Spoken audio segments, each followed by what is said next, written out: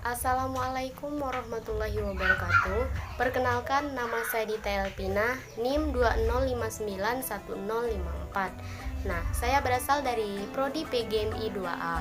Di sini saya akan menjelaskan tentang akhlak kepada Allah Subhanahu wa taala. Nah, sebelum itu saya mengucapkan terima kasih kepada Umi Ana Mariati selaku dosen pembimbing kami. Nah, akhlak yang baik kepada Allah Subhanahu wa taala adalah ridho terhadap hukumnya, baik secara syar'i maupun secara takdir. Nah, ia menerima hal itu dengan lapang dada dan tidak mengeluh. Nah, jika Allah menakdirkan sesuatu kepada seseorang muslim yang tidak disukai oleh muslim itu, nah dia merasa ridho, menerima, lalu bersabar. Ia berkata dengan lisan dan hatinya, "Aku ridho Allah sebagai Robku."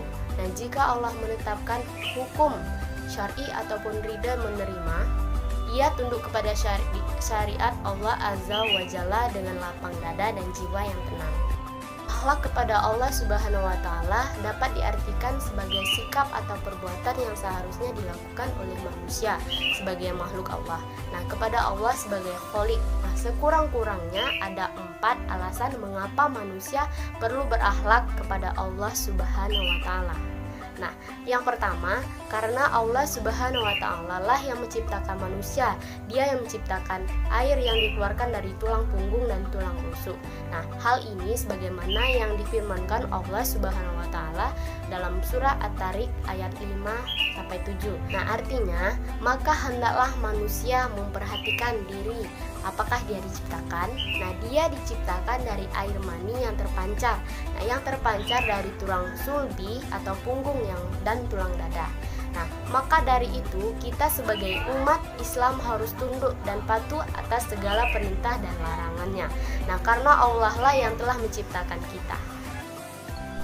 Nah, yang kedua, karena Allah Subhanahu wa taala yang telah memperlengkapkan panca indera berupa pendengaran, penglihatan, akal pikiran dan hati.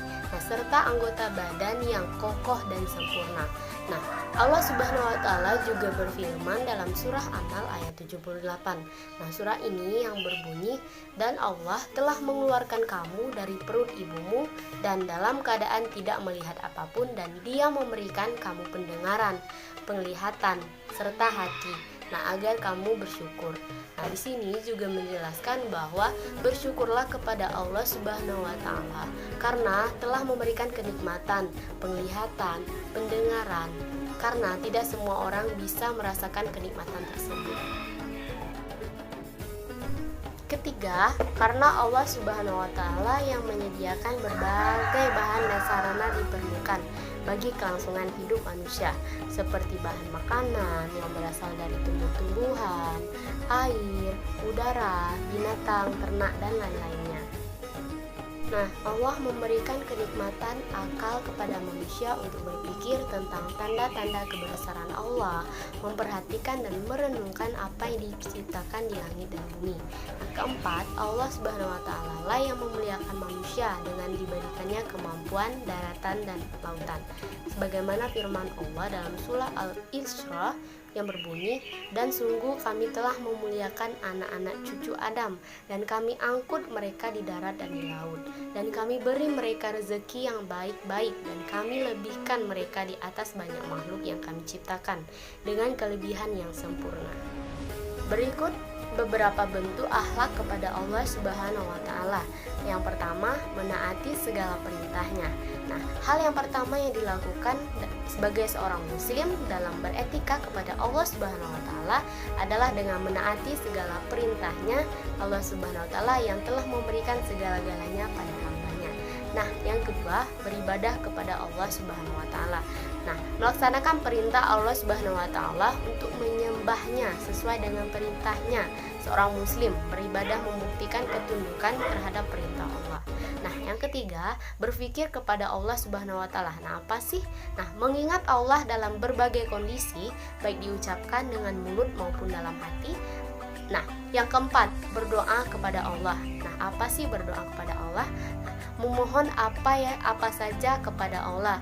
Doa merupakan inti ibadah karena ia merupakan pengakuan akan keterbatasan dan ketidakmampuan sekaligus pengakuan akan kemahakuasaan Allah terhadap segala sesuatu.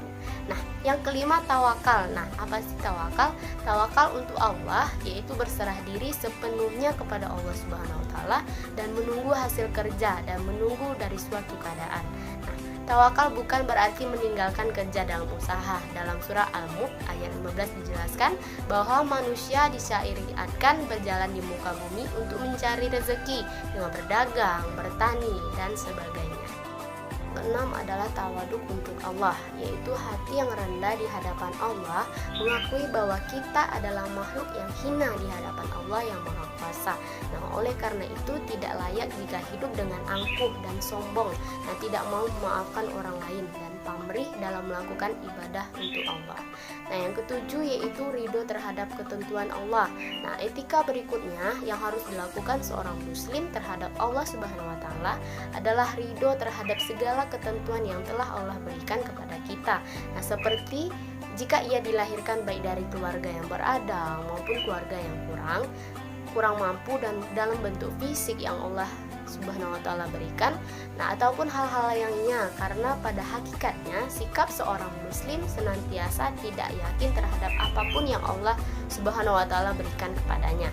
Nah, baik yang berupa kebaikan, berupa keburukan. Nah, Rasulullah Subhanahu wa taala juga bersabda, "Nah, sesungguhnya mempesona perkara orang beriman karena segala urusannya adalah dipandang baik bagi dirinya.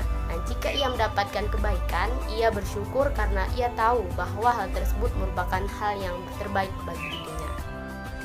Nah, apalagi terkadang sebagai seorang manusia, pengetahuan atau pandangan kita terhadap sesuatu sangat terbatas.